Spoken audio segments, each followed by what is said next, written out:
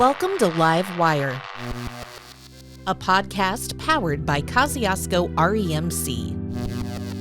We are a member-owned and locally operated cooperative that supplies electricity to portions of Kosciusko, Fulton, Wabash, and Whitley counties here in northern Indiana.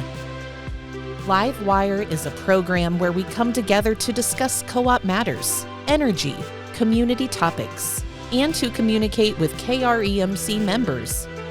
I'm your host, Andrea Melton.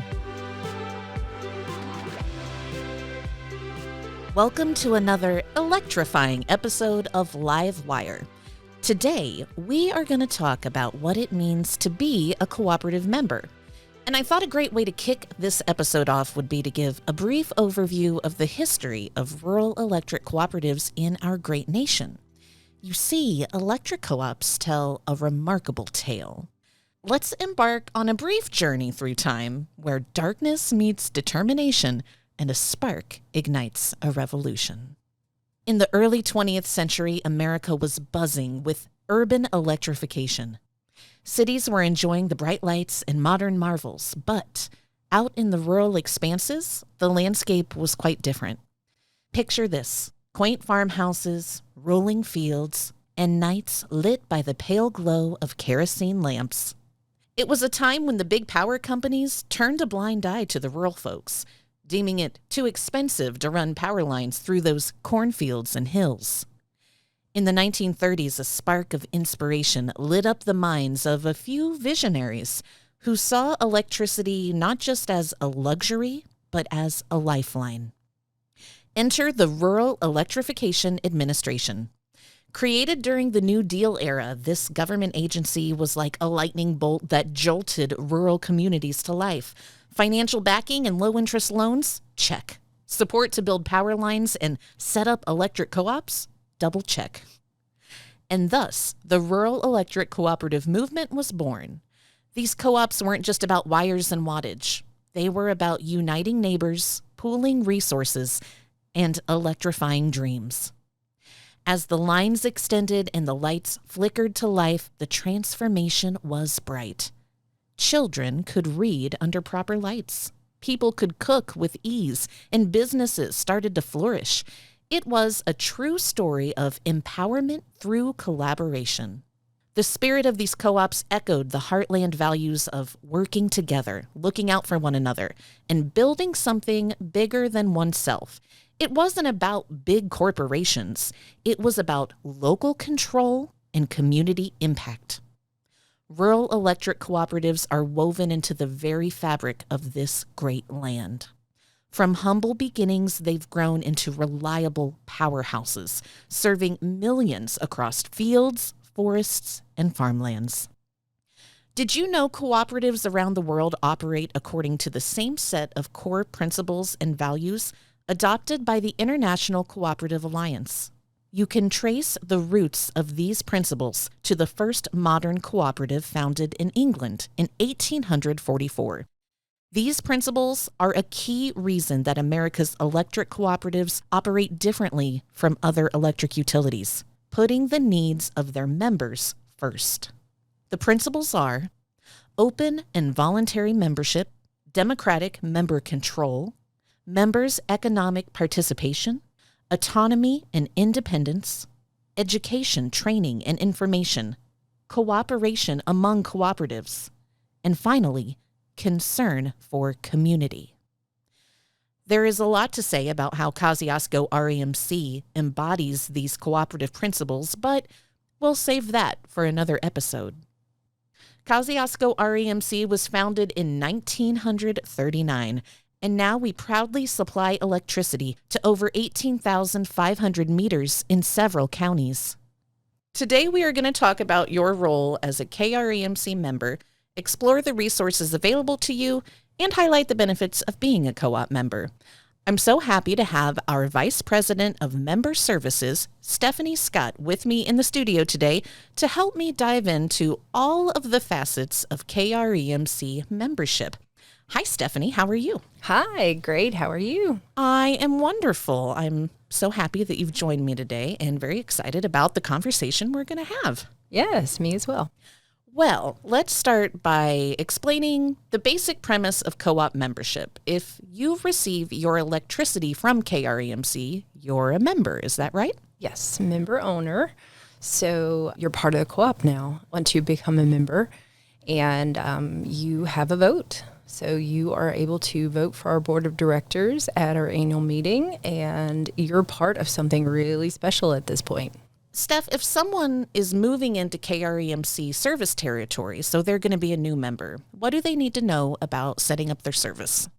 So setting up service is typically done online. They would go to our website to set up and apply for service. And at the point where they apply for service, they fill out an application. We will run a credit check and then contact them to let them know that we've run the credit check and how much they need to pay to start service. And then we'll finish the application typically over the phone. And then once their service is set up, then we'll go over the billing options with them. So we'll let them know that we have two different billing options. We have prepaid service, which is highly successful. We have over 1,200 people on prepaid service, which has been great. And then we have regular monthly billing. So that's just where you use the power and then you get a bill once a month. The prepaid service we usually try to encourage people to use or to go with because it ends up saving them a lot of money. I actually did a comparison not too long ago. People who had been, or someone who had been on regular monthly billing and then switched to prepaid service at some point in the game after he'd been a member for many years. And he ended up saving a lot of money because he went with prepaid service. So it's a really cool option for people, but they pay for it before they use it. So it's something that eliminates them having to pay a deposit when they start service if they have less than favorable credit. So it's a really cool billing option that we have available. So Okay. I've only been here a few months now, and I have heard of the prepaid service, but I guess I wasn't really aware of the logistics of that. So kind of explain how you pay the bill ahead of time, but if you don't know, I guess, what your usage is going to be, can you explain a little more about how that works with the prepaid service? Prepaid members get a text alert every day to let them know how much they've used in the previous 24 hours. So they start out with a set amount in their prepaid bank, so to speak. And then every day they would get a text alert to let them know, or they could get an email alert if they don't use text alerts. They could get an email alert and let them know how much they used in the previous 24 hours and how much money is left in their prepaid bank. Oh my gosh, that is so cool. Yeah, it is really cool. So if they start out with $50 in their prepaid bank. So basically to start prepaid service, it's $75, $25 for their membership fee and $50 for prepaid service. And then each day they'd get an alert. So if they use $1, they're down to $49 the next, then after the first day. Yeah. And then so on. Each day they would get a text alert to let them know that they used however much the day before and then how much is left in their bank. So there's never any surprises as to how much money they have left and how much they've used. What people tend to be much more aware of is how much power they're using. So they tend to turn more lights off. So I always compare it to the difference between using a debit card and a credit card. When you use a debit card at the grocery store, you see that come out of your account right away. That's like prepaid. When you use a credit card at the grocery store, you don't get that bill until the end of the month. So you're like, wow, I can't believe I spent that much on groceries throughout the month. Yeah. And you get your bill at the end of the month. That's like our regular monthly billing because you don't see it until the end of the month. And so I always kind of compare the two between using a debit card and a credit card to pay your bills.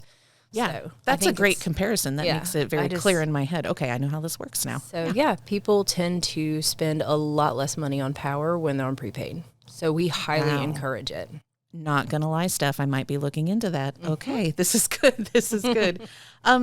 Tell us more about the KREMC mobile app that's free for our members. They can download it. What other features does it offer? One of the quickest ways to make a payment is the mobile app.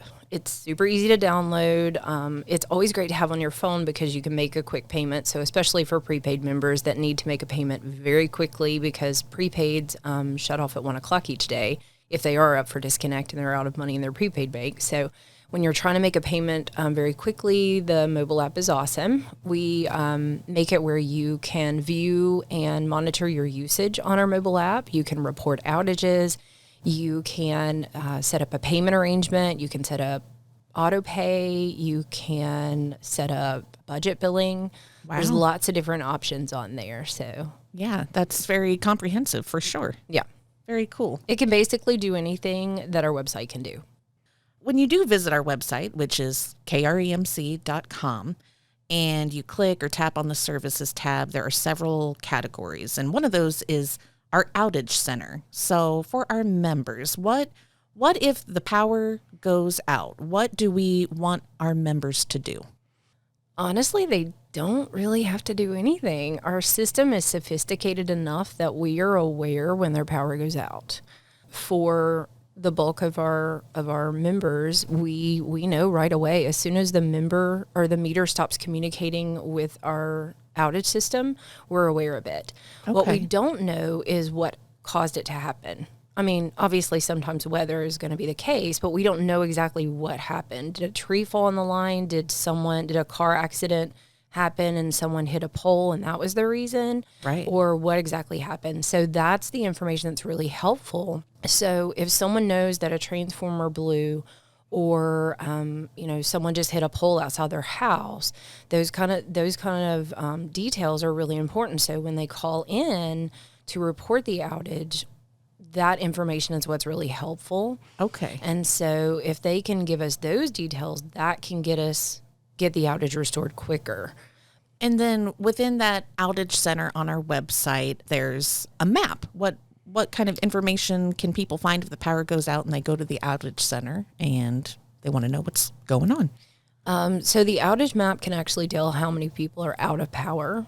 Unfortunately, it can't tell how long because we don't know exactly how long that's going to be just yet, because we don't know the cause of the outage usually right away. But the outage map can tell you kind of what we're dealing with. So a lot of times people think they're the only one without power. That happens all the time. They think they're the only one without power. And so they call, they're frantic, and they're thinking they're the only one that's without power. And then you go to the outage map and you see there's 1,200 people without power or 300 people without power.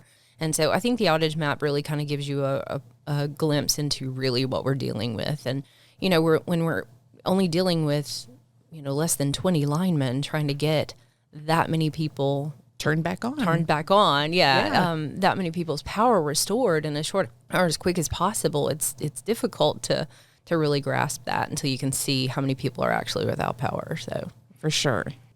We like to remind our members about the Home Energy Advisor that is available to them online, which they can find on our website. Can you tell us more about the Home Energy Advisor? I get really excited about the Home Energy Advisor tool. I think it's such an awesome tool.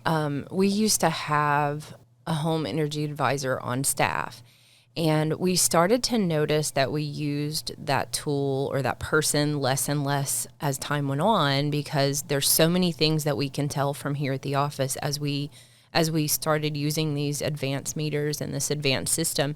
There's so much information that we can see digitally that we can tell online and from the data what the actual issue is. Oh. You can see that on, Tuesday to Thursday that there was a lot of power used, and then you can talk that over with the member, even from here at the office, and they say, oh, I had company that day.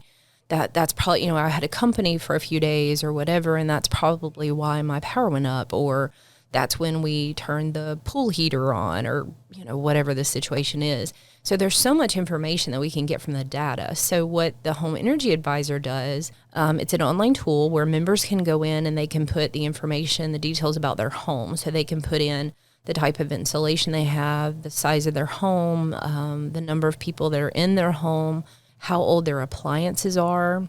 The more information that they give the tool, the better results they're going to get. And they basically get a score or a grade as far as the efficiency of their home.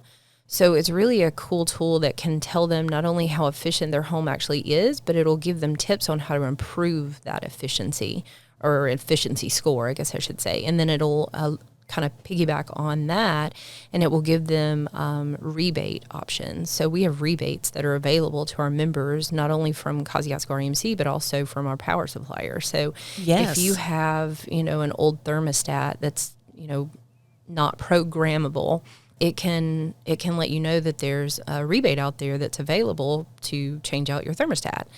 And so I think that's really cool, because it's part of that. It can tell you that if you were to change that programmable or change that thermostat to one that's programmable, this is how much money you could save. And Right. so I think it's really cool that it tells you all that information on the Home Energy Advisor. So Absolutely. That is cool because, I mean, everybody kind of has a general sense of ways that you can conserve energy, things that we've learned over the years. And we remind people about those tips on our social media or, in our Indiana Connection. But to have a personalized report, based upon your home, your situation, what's really going to work for you, that's pretty cool.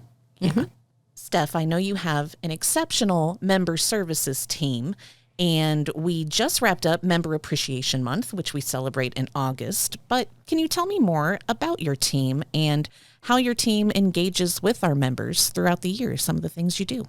yes, Member Appreciation Month is every year, and it's each Friday in August, and we get really excited to spoil our members, so to speak. We love engaging with our members, and throughout the year, we'll kind of have impromptu events where we, may hand out cookies during Christmas or may have, something during Halloween where we hand out candy or something like that. We always try to do events where we kind of engage with our members. We only see a portion of our members, the ones that actually come to the office. So, we try to do, the marketing team will try to do some things on social media to engage with members, which is always awesome.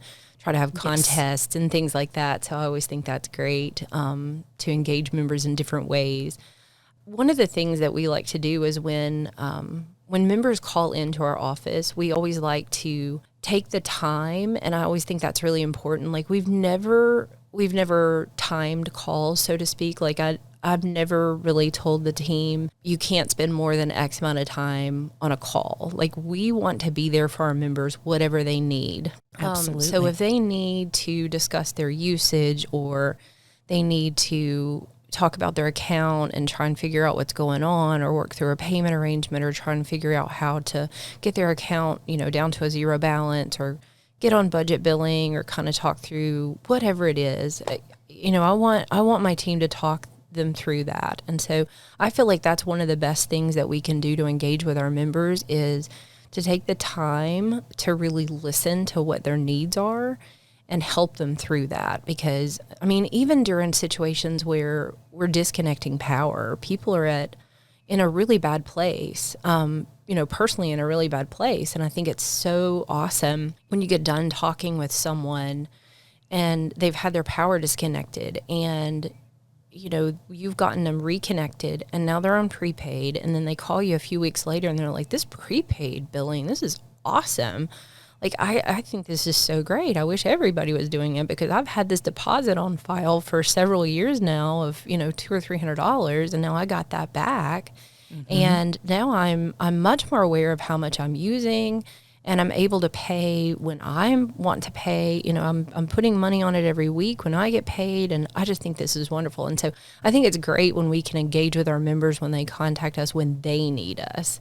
And so I think, that's something that we do. One of the biggest ways that we obviously engage with our members is annual meeting. I think annual meeting is our most fun event because everyone's excited. They're getting a free meal. They're voting for our directors. And so I think annual meeting is one of our most fun events. So that's obviously the biggest way that we engage with our members is annual meeting. The annual meeting is a lot of fun. And that was my first big event working with KREMC, when I came on board a few months ago. How much fun. If anybody's listening and they're not aware of the annual meeting, it's how our members come and vote for positions that might be open on the board of directors. And we've been, over the past few years, doing a drive-through style annual meeting where you can drive through our property, our garage, and cast your vote. And it's really, really cool. I agree. A very fun event, a great way that we engage with members. And let's talk for a minute about the board of directors and how that's comprised and the importance of the votes in the annual meeting. We have a 9-member board, and leading up to annual meeting, we have a nominating committee that puts together, some director candidates. Right. They put those together, and anyone can nominate a member, and then they are presented, and we post that in our Indiana Connection, the monthly newsletter. And then our members, get to read about the candidates, and then they pick their choice. So that's part of, in my opinion, it's a benefit of being a member. So it's kind of I think that's something that makes it special, but I always feel like it's somewhat of a responsibility as well, of being a member of the cooperative, is exercising your right to vote. We have those 9 board members, and then they make the decisions and kind of guide the cooperative. Absolutely. At the beginning of this episode, when I talked a little bit about cooperative history and then the cooperative principles, that would be an example of democratic member control, with our annual meeting and the way that process goes. And our members have been so engaged and responsive. I know we keep kind of upping those voting numbers every year, and that's just really great to know that they're paying attention and taking part. And you mentioned the Indiana Connection. I think that's a great benefit of being a member. If you are a KREMC member, you should be getting that Indiana Connection magazine in your mailbox every month. And of course, it's also available online for you to view. But in that magazine, we have stories from other Indiana co-ops, as well as more localized articles and content that highlight our special events and things we have going on, energy tips, community events, and just information that we want to communicate to our members. So I love the Indiana Connection. And great recipes. Oh, yes. The recipes are a highlight, too, for sure. Well, we've talked about a lot today, and it's gone by so fast, but I think we're going to stop for now, and we might extend this topic, though, for another episode, because there is so much more to talk about when it comes to cooperative membership and specifically being a KREMC member, but we will wait for the next time. Stephanie, this has been wonderful, fun, enlightening. You've shared some great information, and thank you so much for coming in. Thank you. You've been listening to Live Wire, the official podcast of Kosciusko REMC. To learn more about KREMC, visit our website, kremc.com, and follow us on social media. Thanks for listening.